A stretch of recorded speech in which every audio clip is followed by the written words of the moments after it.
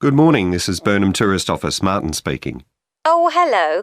I saw a poster about free things to do in the area, and it said people should phone you for information. I'm coming to Burnham with my husband and 2 children for a few days on June the 27th, or possibly the 28th, and I'd like some ideas for things to do on the 29th. Yes, of course. OK. Then let's start with a couple of events especially for children. The art gallery is holding an event called Family Welcome that day, when there are activities and trails to use throughout the gallery. That sounds interesting. What time does it start? The gallery opens at 10 and the Family Welcome event runs from 10:30 until 2 o'clock. The gallery stays open until 5, and several times during the day they're going to show a short film that the gallery has produced.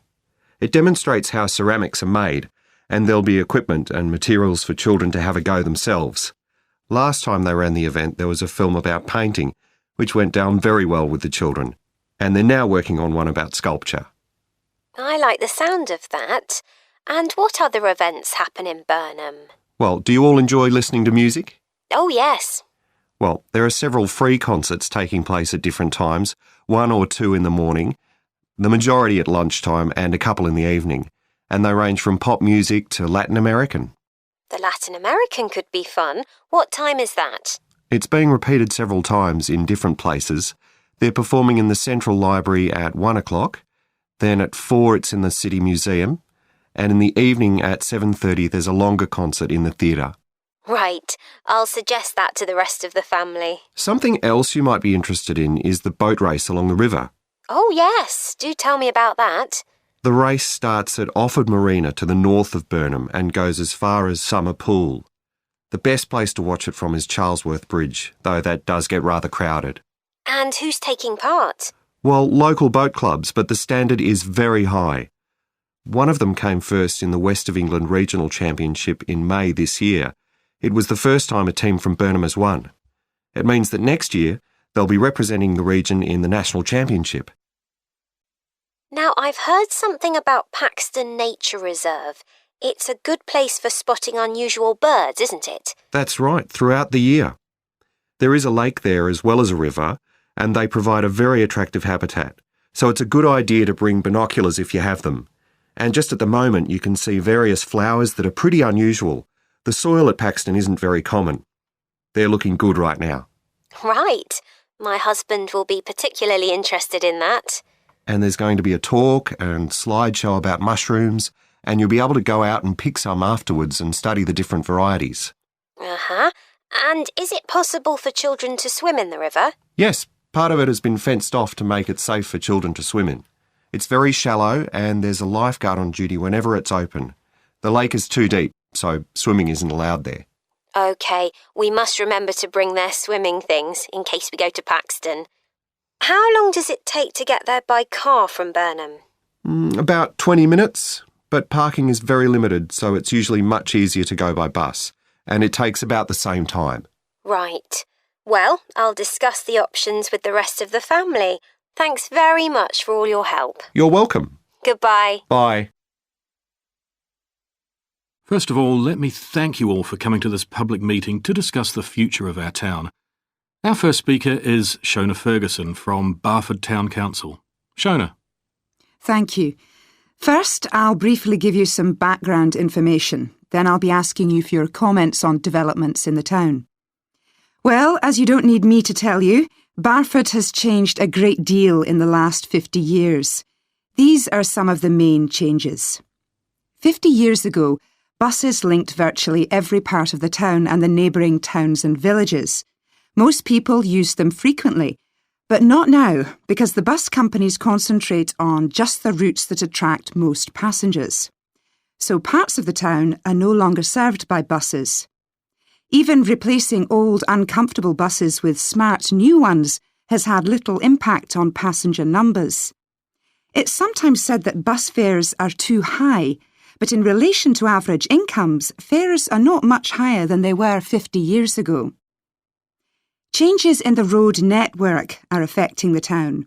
The centre was recently closed to traffic on a trial basis, making it much safer for pedestrians. The impact of this is being measured. The new cycle paths separating bikes from cars in most main roads are being used far more than was expected, reducing traffic and improving air quality. And although the council's attempts to have a bypass constructed have failed, we haven't given up hope of persuading the government to change its mind. Shopping in the town centre has changed over the years. Many of us can remember when the town was crowded with people going shopping. Numbers have been falling for several years, despite efforts to attract shoppers, for instance by opening new car parks.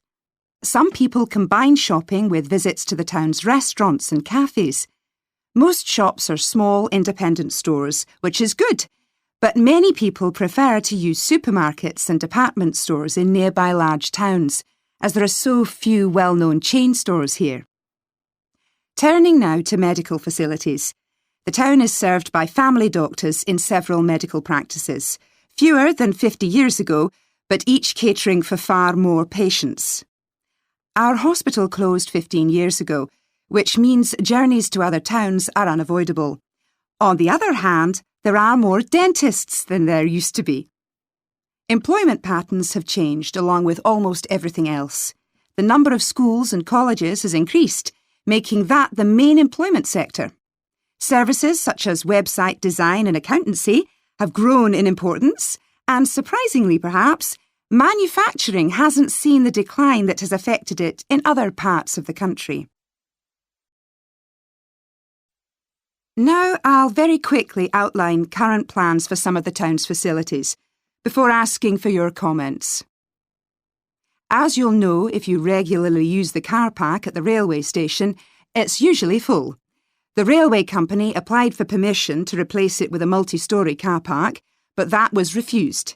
Instead, the company has bought some adjoining land, and this will be used to increase the number of parking spaces.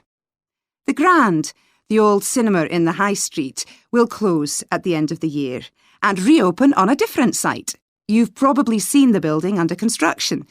The plan is to have 3 screens with fewer seats rather than just the one large auditorium in the old cinema. I expect many of you shop in the indoor market. It's become more and more shabby looking, and because of fears about safety, it was threatened with demolition. The good news is that it will close for 6 weeks to be made safe and redecorated, and the improved building will open in July. Lots of people use the library, including school and college students who go there to study. The council has managed to secure funding to keep the library open later into the evening, twice a week. We would like to enlarge the building in the not-too-distant future, but this is by no means definite.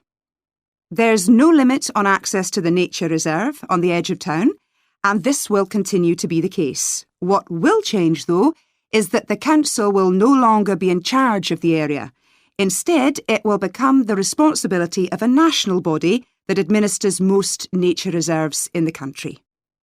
OK, now let me ask you if you... Hello, Helen. Sorry I'm late. Hi, Jeremy, no problem.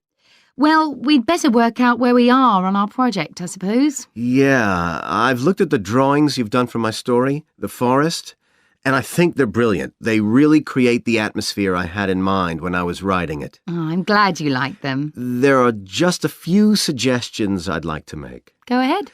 Now, I'm not sure about the drawing of the cave. It's got trees all around it, which is great, but the drawing's a bit too static, isn't it?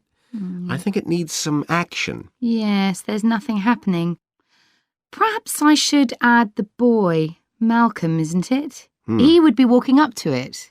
Yes, let's have Malcolm in the drawing. And what about putting in a tiger?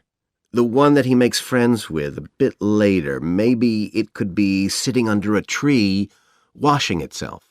And the tiger stops in the middle of what it's doing when it sees Malcolm walking past. That's a good idea. OK, I'll have a go at that. Then there's the drawing of the crowd of men and women dancing. They're just outside the forest, and there's a lot going on. That's right. You wanted them to be watching a carnival procession, but I thought it would be too crowded. Do you think it works like this? Yes, I like what you've done. The only thing is, could you add Malcolm to it without changing what's already there? What about having him sitting on the tree trunk on the right of the picture? Yes, that would be fine. And do you want him watching the other people? No, he's been left out of all the fun, so I'd like him to be crying. That'll contrast nicely with the next picture where he's laughing at the clowns in the carnival. Right, I'll do that. And then the drawing of the people ice skating in the forest. I wasn't too happy with that one. Because they're supposed to be skating on grass, aren't they? That's right, and it's frozen over. At the moment, it doesn't look quite right. I see what you mean. I'll have another go at that. And I like the wool hats they're wearing. Maybe you could give each of them a scarf as well? Yeah, that's easy enough. They can be streaming out behind the people to suggest they're skating really fast. Great. Well, that's all on the drawings. Right. So you've finished writing your story and I just need to finish illustrating it, and my story and your drawings are done. So the next thing is to decide what exactly we need to write about in the report that goes with the stories and how we're going to divide the work. Right, Helen. What do you think about including a section on how we planned the project as a whole, Jeremy? That's probably quite important. Yeah, well, you've had most of the good ideas so far. How do you feel about drafting something? Then we can go through it together and discuss it. OK, that seems reasonable. And I could include something on how we came up with the ideas for our two stories, couldn't I? Well, I've started writing something about that, so why don't you do the same and we can include the two things? Right. So what about our interpretation of the stories? Do we need to write about what we think they show, like the value of helping other people or that sort of thing? That's going to come up later, isn't it? I think everyone in the class is going to read each other's stories and come up with their own interpretations, which we're going to discuss. Oh, I missed that. So it isn't going to be part of the report at all? No. But we need to write about the illustrations because they're an essential element of children's experience of reading the stories. It's probably easiest for you to write that section, as you know more about drawing than I do. Maybe, but I find it quite hard to write about. I'd be happier if you did it. Okay. So when do you think we can get this ready? So, what I'm going to talk about to you today is something called ethnography. This is a type of research aimed at exploring the way human cultures work. It was first developed for use in anthropology, and it's also been used in sociology and communication studies. So, what's it got to do with business, you may ask? Well, businesses are finding that ethnography can offer them deeper insight into the possible needs of customers, either present or future, as well as providing valuable information about their attitudes towards existing products. And ethnography can also help companies to design new products or services that customers really want. Let's look at some examples of how ethnographic research works in business. One team of researchers did a project for a company manufacturing kitchen equipment. They watched how cooks used measuring cups to measure out things like sugar and flour. They saw that the cooks had to check and recheck the contents because although the measuring cups had numbers inside them, the cooks couldn't see these easily. So a new design of cup was developed to overcome this problem, and it was a top seller. Another team of ethnographic researchers looked at how cell phones were used in Uganda, in Africa. They found that people who didn't have their own phones could pay to use the phones of local entrepreneurs. Because these customers paid in advance for their calls, they were eager to know how much time they'd spent on the call so far. So the phone company designed phones for use globally with this added feature. Ethnographic research has also been carried out in computer companies. In one company, IT systems administrators were observed for several weeks. It was found that a large amount of their work involved communicating with colleagues in order to solve problems, but that they didn't have a standard way of exchanging information from spreadsheets and so on. So, the team came up with an idea for software that would help them to do this. In another piece of research, a team observed and talked to nurses working in hospitals. This led to the recognition that the nurses needed to access the computer records of their patients no matter where they were. This led to the development of a portable computer tablet that allowed the nurses to check records in locations throughout the hospital. Occasionally, research can be done even in environments where the researchers can't be present. For example, in one project done for an airline, respondents used their smartphones to record information during airline trips, in a study aiming at tracking the emotions of passengers during a flight.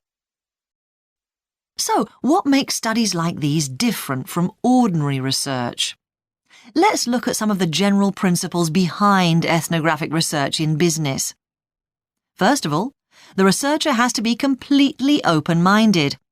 He or she hasn't thought up a hypothesis to be tested, as is the case in other types of research. Instead, they wait for the participants in the research to inform them. As far as choosing the participants themselves is concerned, that's not really all that different from ordinary research.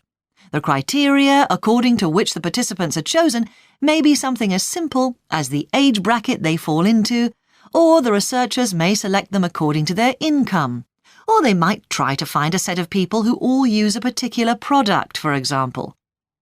But it's absolutely crucial to recruit the right people as participants. As well as the criteria I've mentioned, they have to be comfortable talking about themselves and being watched as they go about their activities. Actually, most researchers say that people open up pretty easily, maybe because they're often in their own home or workplace. So, what makes this type of research special is that it's not just a matter of sending a questionnaire to the participants. Instead, the research is usually based on first-hand observation of what they are doing at the time. But that doesn't mean that the researcher never talks to the participants. However, unlike in traditional research, in this case, it's the participant rather than the researchers who decides what direction the interview will follow. This means that there's less likelihood of the researcher imposing his or her own ideas on the participant. But after they've said goodbye to their participants and got back to their office, the researcher's work isn't finished. Most researchers estimate that 70 to 80% of their time is spent not on the collecting of data, but on its analysis, looking at photos, listening to recordings and transcribing them, and so on. The researchers may end up with hundreds of pages of notes. And to determine what's significant, they don't focus on the sensational things or the unusual things. Instead, they try to identify a pattern of some sort in all this data and to discern the meaning behind it. This can result in some compelling insights that can, in turn, feed back to the whole design process. That is the end of section 4. You now have half a minute to check your answers.